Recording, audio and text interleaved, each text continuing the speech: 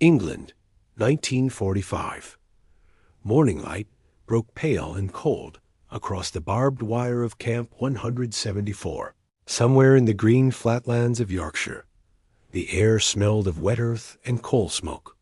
A young woman stood pressed against the fence of the women's compound, hands wrapped around the wire, breath clouding in the March chill.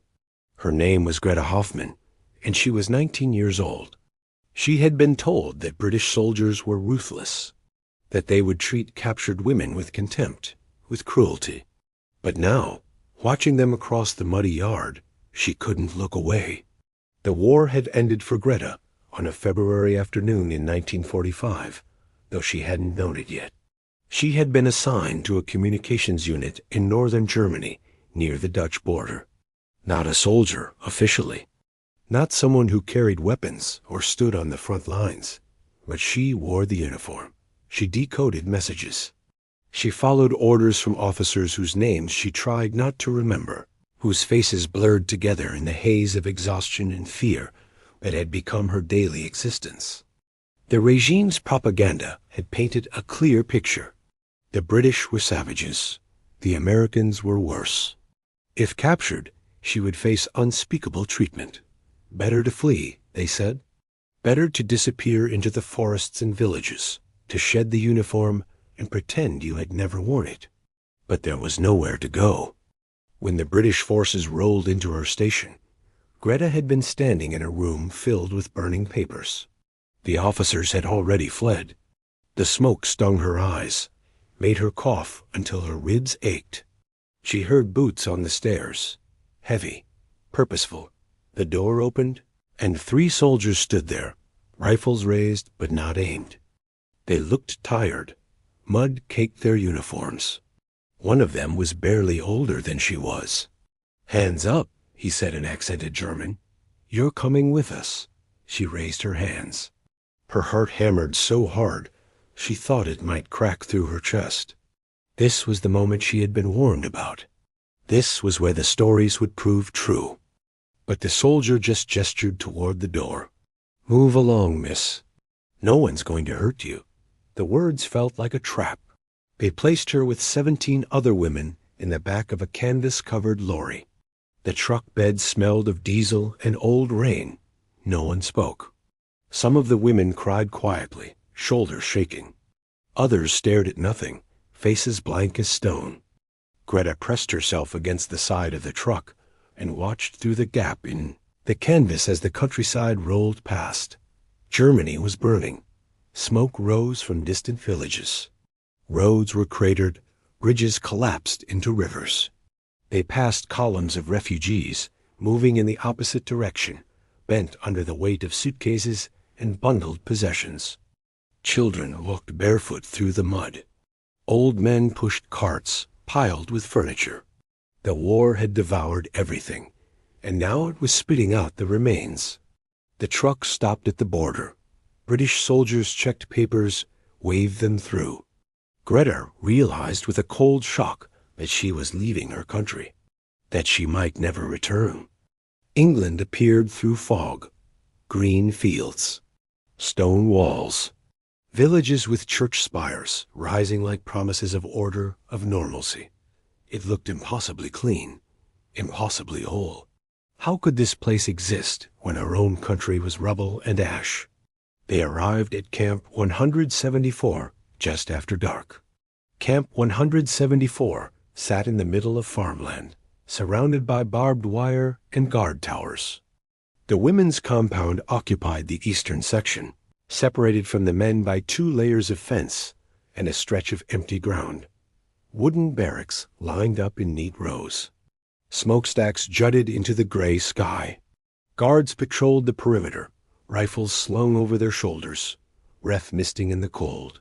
Greta and the other women were processed in a building that smelled of disinfectant and old wood. They stood in a line, answered questions, received ID numbers.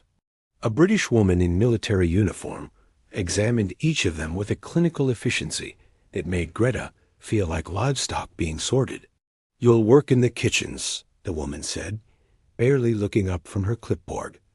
"Morning shift starts at 5. You'll be given one uniform, one pair of shoes, one set of bedding. If you lose anything, you don't get replacements. Clear? Greta nodded. Any medical conditions? No. Can you read English? A little. The woman made a mark on the clipboard. Next, the barracks were cold and drafty, with narrow cots arranged in 2 rows. A stove sat in the center, unlit. Greta was assigned a cot near the window. She sat on the thin mattress and looked at the women around her. Some unpacked small bags. Others just lay down and turned toward the wall. An older woman on the next cot leaned over. First time? Greta nodded. It's better than you think, the woman said. Her name was Elsa. She had been here for 3 weeks already, transferred from a camp farther south. They feed you. They don't beat you. The work is hard, but it's work. You'll survive. What about the soldiers? Greta asked. Elsa smiled, but there was something sad in it. They're just boys. Tired boys who want to go home. The first morning, Greta woke to darkness and the sound of someone ringing a bell outside. Her body ached from the thin mattress. The cold had seeped into her bones overnight. She dressed in the stiff uniform they'd given her, shoes that were slightly too large, and followed the other women out into the pre-dawn chill. The kitchens were warm, at least. Steam rose from massive pots of porridge. Ovens radiated heat. Greta was assigned to the vegetable prep station, handed a knife and a bucket of potatoes. She peeled potatoes for 3 hours straight, until her fingers cramped and her back screamed. But the work kept her mind quiet. It gave her something to do besides think. During the first breakfast service, she saw them. The British soldiers came through the mess hall in waves, trays in hand, lining up for food. They were loud. They laughed, joked, shoved each other playfully. Some were young, barely out of boyhood. Others had the weathered faces of men who had seen too much. They wore their uniforms with a casual ease that shocked her. No rigid postures. No sharp salutes unless an officer appeared. One of them caught her staring. He grinned, said something to his friend, and they both laughed. Greta dropped her gaze and focused on the potatoes. But she couldn't stop herself from looking up again. Over the following days, Greta developed a rhythm. Wake before dawn, work in the kitchens, return to the barracks, sleep, repeat, but something was shifting inside her. The British soldiers were nothing like what she had been told. They didn't leer at the women. They didn't make threats. Most of them barely seemed to notice the prisoners at all. They were too busy complaining about the food, about the cold, about wanting to go home. They talked about football matches and letters from sweethearts, and how much they hated powdered eggs. They were ordinary, and that ordinariness broke something in Greta's understanding of the world. She began to watch them more carefully. Not staring, exactly. Just observing from the corners of her vision while she worked. She noticed the young corporal who always said, "Thank you," when she handed him a plate. The sergeant who whistled the same tune every morning. The lanky private who drew cartoons on scraps of paper during breakfast. One morning, she dropped a ladle. It clattered across the floor, loud in the sudden silence. She bent to retrieve it, face burning with embarrassment. A soldier was there first, picking it up and handing it back to her. "Happens to me all the time," he said with a smile. "Butterfingers, my mum calls it." Greta took the ladle, mumbled something that might have been thanks, and hurried back to her station. Her hands shook for the next 10 minutes. Elsa noticed. That evening, back in the barracks, she sat on the edge of Greta's cot. "You're watching them," Elsa said quietly. Greta looked up, startled. "What?" "The British soldiers. You watch them all the time now." Heat flooded Greta's cheeks. "I don't—" "It's all right," Elsa interrupted. "We all do it. It's natural. They read the first men most of us have been around in months, who aren't trying to kill us or order us around." She paused. "It's confusing, isn't it? To realize they're just people." Greta didn't answer. The propaganda lied to us about a lot of things, Elsa continued. This is just one more lie we have to unlearn. Spring came slowly to Yorkshire. The days grew marginally longer, marginally warmer. Mud turned to grass. Birds appeared in the trees beyond the fence. And Greta found herself stealing more and more glances at the soldiers during morning service. One in particular. His name, she learned by eavesdropping, was Thomas. Private Thomas Barrett. He was tall and thin, with dark hair that fell across his forehead and a smile that seemed perpetually on the verge of becoming laughter. He read books during breakfast, actual books with worn covers, propping them against his tray while he ate. Sometimes he sketched in a small notebook. Once she caught a glimpse of the drawing a landscape, hills and clouds rendered in careful pencil lines. She told herself it was just curiosity, nothing more. But she knew she was lying. It happened on a Tuesday in late April. Greta was carrying a tray of clean dishes back to the kitchen when she stumbled on the threshold. The tray tilted, dishes sliding, and she made a desperate grab to steady them. Someone caught the other side of the tray before everything crashed to the floor. Thomas. He was right there, hands on the tray, grinning at her. "Close one," he said. Greta froze. They stood there for a moment, both holding the tray, close enough that she could see the exact color of his eyes gray-green, like the sea in winter. "You all right?" he asked. She nodded mutely. "You're Greta, yeah?" "I've seen your name tag." She nodded again. Words had abandoned her completely. Thomas glanced around, then lowered his voice. "Look, I know you're not supposed to talk to us much.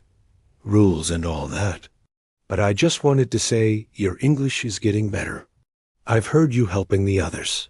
That's decent of you." He released the tray, stepped back, and gave her a small nod before disappearing back into the mess hall. Greta stood there, heart-hammering, until another prisoner nudged her and told her to move. That night she couldn't sleep. She lay on her cot staring at the ceiling, while the other women snored and shifted around her. Her mind replayed the moment over and over. The way he'd smiled. The way he'd known her name. She was being ridiculous. She knew she was being ridiculous.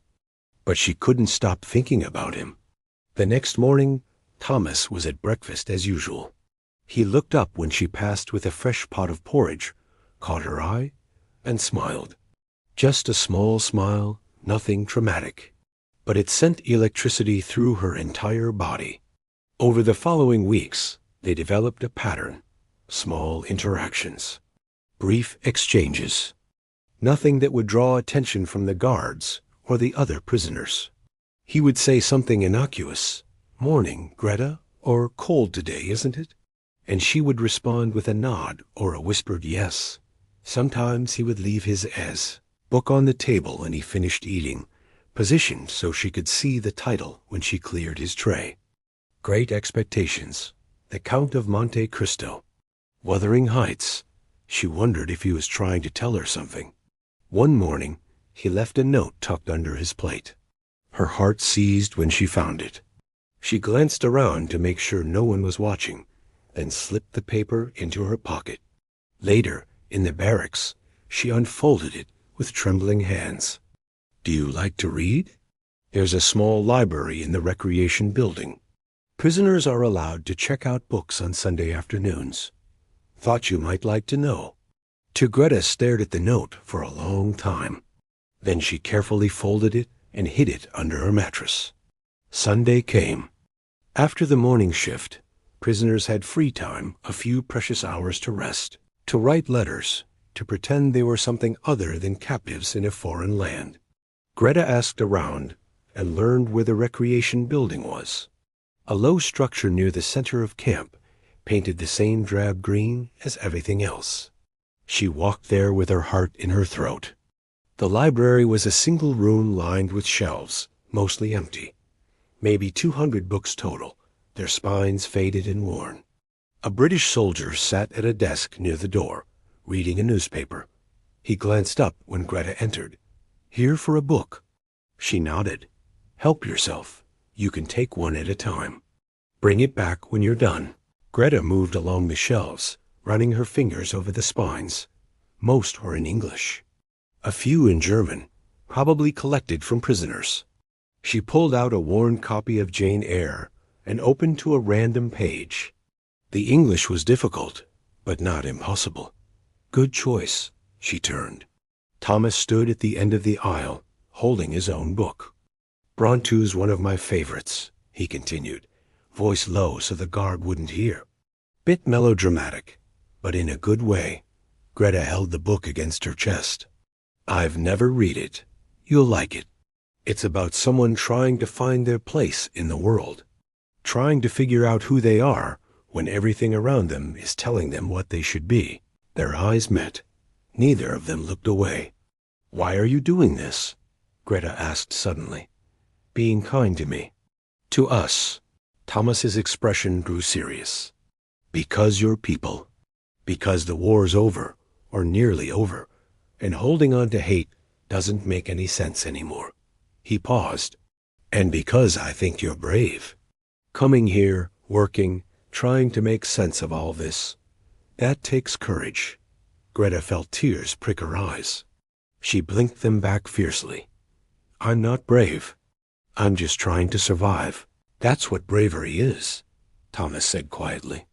They started meeting in the library most Sundays. Never for long. Never obviously together. But they would find themselves browsing the same section, and Thomas would quietly recommend books, and Greta would listen. Sometimes they talked about what they were reading. Sometimes they talked about nothing at all. Small observations about the weather, about the camp, about the world slowly rebuilding itself beyond the wire. Greta learned that Thomas was from Manchester, that he'd worked in a factory before the war, making parts for aeroplanes, that he'd seen terrible things in France and Belgium, things he couldn't talk about yet, that he wanted to be an artist when he got home, if he could figure out how to make a living at it. She told him about her life before the war, about her family's small farm in Bavaria, about her father who died when she was 12, about her younger brother who'd been conscripted at 16 and never came home, about the slowly dawning horror of realizing what the regime had done, what she had been part of, even in her small way. You didn't have a choice, Thomas said. Everyone says that, Greta replied, but we all made choices, small ones, every day. And the small choices added up to something monstrous. Thomas was quiet for a moment. Then you make different choices now. That's all any of us can do. Summer arrived. The camp transformed under blue skies and warm sun. Prisoners tended small vegetable gardens behind the barracks. A guard seemed less rigid, more inclined to look the other way when prisoners lingered outside after curfew. Greta's English improved rapidly. She read voraciously now Jane Eyre, then Pride and Prejudice, then David Copperfield. The stories gave her escape, but they also gave her language. Words to express things she'd never been able to articulate before. Her feelings for Thomas had grown beyond anything she could control. She thought about him constantly, dreamed about him, imagined conversations they might have, futures that couldn't possibly exist. It was foolish and dangerous and completely wonderful. She knew he felt something too. She could see it in the way he looked at her, in the careful way he positioned himself during their library meetings so they would unaccidentally touch, but were still close enough to speak in whispers. It couldn't last. She knew it couldn't last. In July, word came that the camp would begin releasing prisoners. Not all at once. Gradually, as paperwork was processed and repatriation arrangements were made. The war in Europe had been over for months now. The regime had fallen. Germany was divided, occupied, beginning the long process of reconstruction. Greta should have been relieved. Instead, she felt her world cracking apart. She would have to return to Germany, to the ruins, to the guilt and the grief and the impossible task of rebuilding a life in a country that had destroyed itself. And she would never see Thomas again. Their last library meeting came on a Sunday in August. The room was empty, except for them. The guard had stepped out for a smoke. Sunlight streamed through the windows, catching dust motes in the air. "I'm being released next week," Greta said. The words felt like broken glass in her throat. Thomas went very still. "I heard rumors. Didn't know it was so soon. They're sending us to Hamburg first, for processing. Then we can return to wherever is left of our homes. Will you go back to Bavaria?" "I don't know if there's anything to go back to." They stood there in the narrow aisle between shelves, close enough to touch, but not touching. Greta could feel heat radiating from Thomas's body, could hear him breathing. "I need to tell you something," Thomas said finally. His voice was rough. "And I need to tell you now, because I won't get another chance." Greta's heart hammered so hard she thought it might shatter. "I care about you, Greta, more than I should. More than makes sense, given everything, the war, the circumstances, the fact that we're on different sides of a fence, and probably always will be." He paused. "But I do. I care about you. And I needed you to know that before you left." Tears spilled down Greta's cheeks before she could stop them. "I care about you too," she whispered. "I tried not to.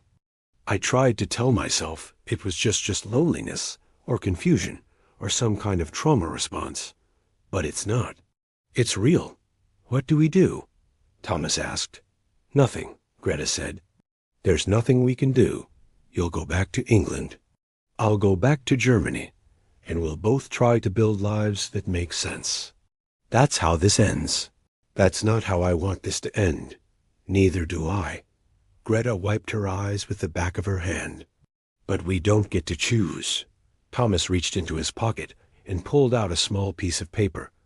"This is my address, in Manchester. I don't know if letters can get through yet. I don't even know if the postal system still works between our countries. But if you want to write." Greta took the paper with shaking hands. She memorized the address in 3 seconds flat. "I'll write," she said. "I promise I'll write." Then, because they both knew they would never see each other again, because rules and propriety and the entire broken world didn't matter in that moment, Thomas reached out and took her hand. They stood there, fingers intertwined, while the summer sun poured through the windows and the world continued its slow, painful healing outside. The morning Greta left, the sky was overcast and threatening rain. She packed her few belongings, the uniform she'd been given, the shoes, one book Thomas had given her as a gift, Wuthering Heights, because he said it was about love that transcended impossible circumstances. The women being released gathered near the main gate. British officers checked names against lists. Lorries idled, engines rumbling, ready to transport them to the train station. Greta scanned the camp one last time, looking for Thomas, knowing she wouldn't see him but looking anyway. And then she did. He stood near the guard post, hands in his pockets, watching. Their eyes met across the distance. He didn't wave, didn't smile, just looked at her with an intensity that made her chest ache. Then he placed his hand over his heart. A simple gesture, but Greta understood. She pressed her own hand to her chest in response. The officer called her name. She climbed into the lorry. The engine roared to life. As they drove through the gates, Greta turned and watched until Camp 174 disappeared into the gray English countryside. Greta returned to Bavaria and found only ruins. Her family's farm had been requisitioned during the war, then bombed. Her mother was dead. Her younger sister had married and moved to Berlin. The village she'd grown up in was mostly rubble. She found work in Munich, helping with reconstruction efforts. She shared a tiny apartment with 3 other women. She survived, and she wrote to Thomas. The first letter took 3 months to arrive.